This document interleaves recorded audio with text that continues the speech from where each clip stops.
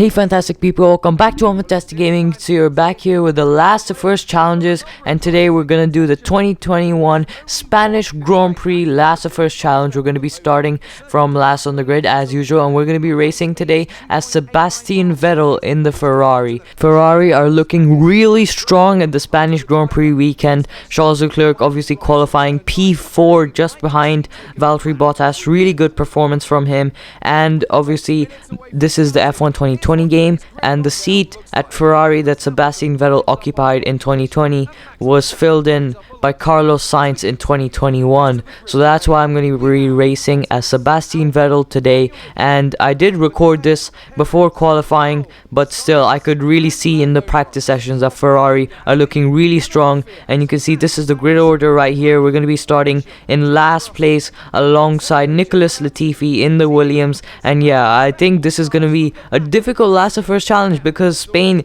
the Circuit de Barcelona-Catalunya, the track that we race at in Spain, it's very hard to overtake there. Parts of the track like the final chicane really destroy the overtaking opportunity at turn 1, and turn 1 is the only main overtaking opportunity apart from turn 10, which is that hairpin at the end of this back straight. But yeah, this is going to be a tough challenge, and obviously it's even tougher because we're racing in the Ferrari of 2020, which is clearly inferior to many cars ahead. So that's why this is going to be a great challenge. I'm really excited to see how this plays out as we go to 5 red lights for the 2021 Spanish Grand Prix last of first challenge, and it's lights out and away we go. Great getaway off the line. You can see we're immediately past Latifi. Now we try to get past Giovinazzi. We had to go on the grass. We had to go on the grass again because we nearly rammed the back of Grosjean, and now we had to lift off there a little bit. Now we make a big dive bomb down into turn 1. We're 3 wide with a Haas and with the AlphaTauri. You can see we're coming through turn 3 now. A little bit of wheel banging with Kevin Magnussen, and we're already up into P13. This is fantastic start for us, a great start. And now we're trying to make a move around the outside of Pierre Gasly. Make a bit of contact with him. Now we're gonna go for a switchback, 3 wide once again, and now again another hard braking zone, braking really late round the outside of Esteban Ocon, starting on the medium tires. What are you doing on the medium tires? That's pretty dumb to start on the medium tires and 25% race. But yeah, you can see that we're pushing Sainz through the corner now. We are on fire here in Spain, side by side through turn 9. This is absolutely amazing racing. You can see we're up in a P9 already. This is great stuff for us as we nearly ran the back of Lance Stroll. We nearly hit the rear end of our teammate there because Lance Stroll got held up in that train of cars ahead of him, and now we're up in a P8. But now we have a big challenge ahead of us because we have to try and stay within a second, stay within maybe half a second of Charles Leclerc, because we really need that slipstream down the main straight. We don't get the best exit from the chicane. We get a little bit of oversteer on the exit there, but now coming through the final corner onto lap number 2, and you can see that the gap ahead has already become considerable gap. 8, 9 tenths, that's quite a lot. And now we're wasting our ERS trying to defend from Lance Stroll on the first lap. We're already down to less than 50% ERS on the first lap. This is not good. So this Ferrari engine, again, it's not that great, especially last year it was really bad, and the ERS situation is a bit difficult because we're trying to catch up to Charles Leclerc, but it's really difficult. You can see we get on the grass here on the exit of turn 4. That is absolutely something that we really do not need, but I think the tires are warming up as well, so things are starting to go a little bit south here because we're up in a P8, but now we're in a bit of a no man's land because the gap ahead has become really large, and the gap behind, it's okay, the gap behind, I mean, it's getting smaller on the straights, but in the corners we're clearly superior to Lance Stroll. But yeah, this is quite a long, difficult race we have ahead of us, and it's 17 laps because in the 100% race it's 66 laps for the Spanish Grand Prix, so quite a lot of laps. And you can see again turn 4, we're struggling again. We're on a lap number 3 now, and we're already struggling, which goes to show that the Circuit de Barcelona-Catalunya is really hard on the tires, especially that front left tire. It really wears it out. And now we go on to lap number 4. You can see that the engine is heating up as well because we've been trying to run in rich mix because we want to try and stay as close to Charles Leclerc as possible, but things are not going well now because now we have to reduce the engine mode because we don't want to heat up the engine too much. And you can see that the front left tire is still really hot. And to make matters worse now, here comes Lance Stroll with DRS powering past us. We try to go for a move around the outside, but he locks up and we actually hit his rear left tire, and now we power past ahead because he really freaked out. He had a big massive issue there because he locked up his front left tire as we look in the replay cameras, and then we hit his rear end, which kind of half spun him almost, and so we had to come ahead because we were really much faster. We had our braking under control,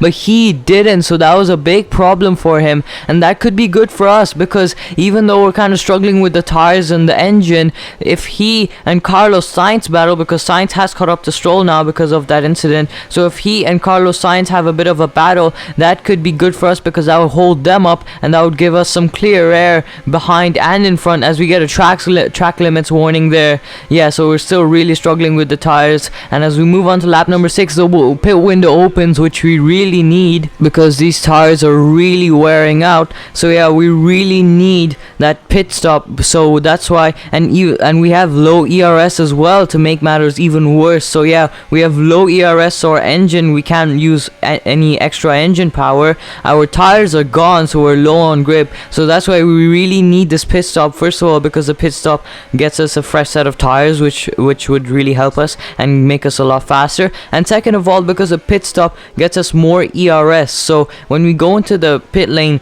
we save up a lot on ERS, so that's really gonna help us. That's really gonna give us some engine power. As we come into the pits now, we barely get slowed down for the speed limit, but thankfully we don't have any penalties. So yeah, we're just coming down the pit lane. You can see the pit lane is pretty crowded. There's quite a lot of people pitting right now because quite a lot of people need a fresh set of tires. So now we're coming down the pit lane. I don't think we're gonna be able to make any gains in this pit lane, in this pit stop window, apart from the undercut on Charles Leclerc. I don't think we'll be able to make many gains because first of all, the pit stop was pretty slow, and second of all, the undercut is only powerful if Charles Leclerc was struggling on his soft tires, and as far as I know, Charles Leclerc isn't really struggling on his soft tires, so that's why I don't think we'll be able to make a big undercut. We might make a bit of a small undercut, we might gain maybe half a second or so, but I don't think that we're gonna be making a big undercut on Charles Leclerc here. I don't think he's gonna have a big advantage, although I say that, you can see that Charles Leclerc is around 4 seconds going down to I think 3.7 seconds, so the undercut actually has worked. So we actually did get a good undercut, which I really did not expect. But yeah, Charles Leclerc, he pit at the end of lap number 7 onto lap number 8, and you can see, we can literally see him right in front of us. 2.7 seconds is the gap ahead. That is so much better for us. As we go into hyperdrive, you're gonna see that we have so much more grip, so much more confidence, and now that I see the car right there in front of me, I feel a lot more confident that I'm gonna be able to catch up to him and overtake him. And you can see that we're really catching up to him. The gap ahead is gone down to around 2.1 seconds, so that's really beneficial for us. 2 seconds. We're not in DRS yet, and we don't have any threat from behind, so all we gotta do is push on and try and get into the DRS range. You can see 1.3 seconds faster than our fastest lap on the soft, so we're really flying right now. This medium stint so far has been really good for us and really beneficial because it's given us a confidence boost and a grip and pace boost. Although I say that, we move on to lap number 10, you can see the gap ahead has started to go back up again. The gap behind has gone back down a little bit, so we had a really good start on the medium stint, but right now we're like, coming maybe a little bit 2 or 3 laps into the medium stint now, and things are not looking so good. I decided to check the race director because we're still in P9, we're supposed to be in P8, and you can see Esteban Ocon, who started on the mediums, has not pitted yet, but now we move on to lap number 11 and he is in the pits. I'm pretty sure he's gonna lose a lot of time because of that strategy, it's not good. It's definitely not the strategy you should go for, especially in a 25% race, and especially at Spain, a track where your tires might wear out quite a fair bit, especially your front tires. So that's why I would never go with the medium strategy, especially after what we learned in my team, that in 25% races the medium strategy is just wrong. So yeah, now we move on to later on in lap number 11. You can see we're coming to the beginning. We're in the beginning of the final sector now, and as we come through this corner, a really good news comes for us because the safety car is deployed. Romain Grosjean had a mechanical failure and the safety car is out. This is exactly what we needed because now the field is bunched up again and we've closed up to Charles Leclerc. This is our opportunity to catch up to him. You can see mechanical failure for Romain Grosjean.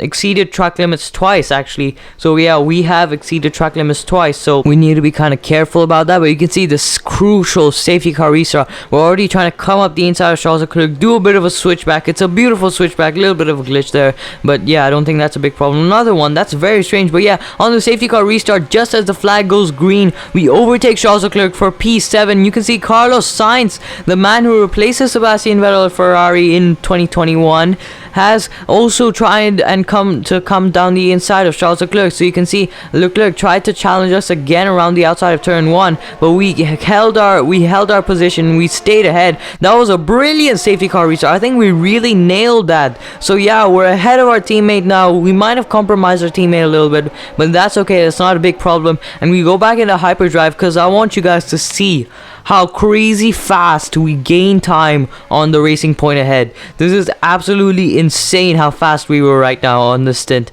I don't know what happened. Maybe the tire temps just cooled down, so it was a little bit more grip for us, but we were really flying.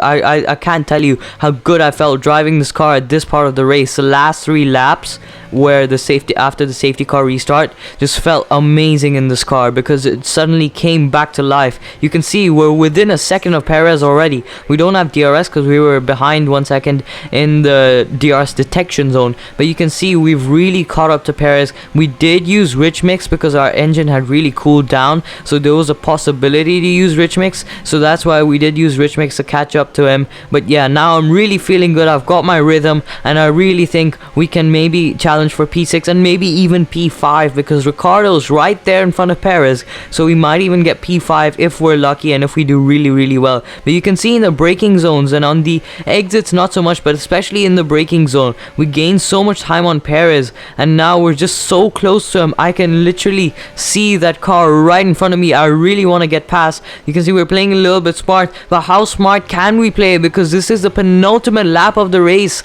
lap number 16. We're at the end of the penultimate lap of the race, so we're going on to the final lap. So the exit from the chicane is absolutely crucial, and you can see we do lose a bit of time on the exit of the chicane. That is not good news for us. You can see Perez, he's pulled a bit of, I think, half a second gap already just from that exit because we did not get a good exit because of the dirty air from his car. So could we have lost our last overtaking opportunity? Because we're on to the final lap. The only overtaking opportunity left is turn 10, which in real life in 2021 is pretty much gone now because they replaced it with a less of a hard braking zone. But yeah, through turn 9, this exit is absolutely crucial. We get DRS on at the right time, but you can see the straight is just not long enough. It doesn't matter how much we can close up in the braking zone because we can't make that overtake. So now we run wide a little bit on the exit. You can see how much we're pushing our car. Our engine temps are on the through the roof. Our engine temps are really high, but I really don't care about that right now because I want to try and get past Sergio Perez through the chicane. We're right on his rear end. We nearly touched his wheel right there, but through the final corner we cannot get P6, but we still got P7 in a very exciting last to first challenge. I think that last stint it felt really good. P7, I'll take that. In a Ferrari, you know, in Spain where overtaking is definitely difficult, we made it up to P7. That's already really great. We get driver of the day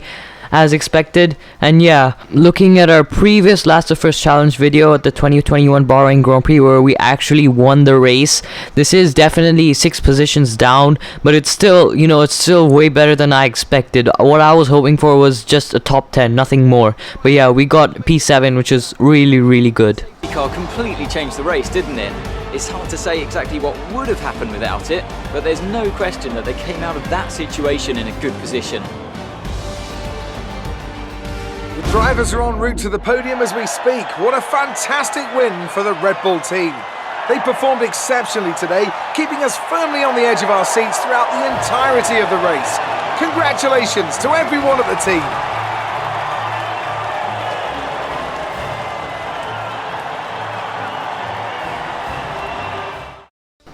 So yeah, that was a great race, great last of first challenge. As I said before, more than I expected, and you can see that we actually did compromise our teammate a little bit because he got overtaken by Carlos Sainz. So yeah, we did compromise our teammate a little bit. Little disappointed that we couldn't get past Sergio Perez, but if I'm being really honest, it was really because of that last chicane at Spain. I mean, the whole F1 world has been vocal about this. Get rid of that last chicane. Get back the long sweeping right-hander that was there in, like, you know, 2006, I think, was it 2005, at those times, like before they removed that long sweeping right-hander. That was a really good corner. It could really made some good overtaking opportunities into turn 1, but that last chicane, as you can see, it's very difficult to get the right exit with the dirty air you get from the car ahead, which is why it's more difficult to overtake down into turn 1. But yeah, I think the Circuit de Barcelona-Catalunya, the people running the circuit, should find a designer who can incorporate a safer corner, a corner that is both safe and both fast and exciting, and a corner that allows a car behind to follow the car ahead through the final corner down the main straight into turn 1, so that overtaking can be improved at the circuit. But yeah, I hope you guys enjoyed this video. This is F1ntastic Gaming.